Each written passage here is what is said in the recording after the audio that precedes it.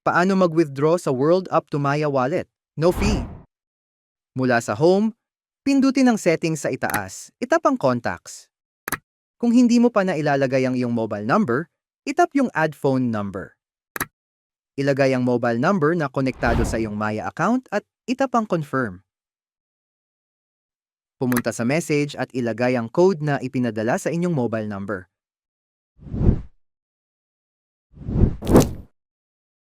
Bumalik sa home. Itap ang wallet sa ibaba. Itap ang send. Pindutin ang WorldCoin. Sa search bar, itype ang Maya Plus. Siguraduhin na tama at may verified badge ang Maya Plus bago pindutin. Mag-enter ng amount ng gustong i-withdraw o pindutin ang maximum at itap ang continue.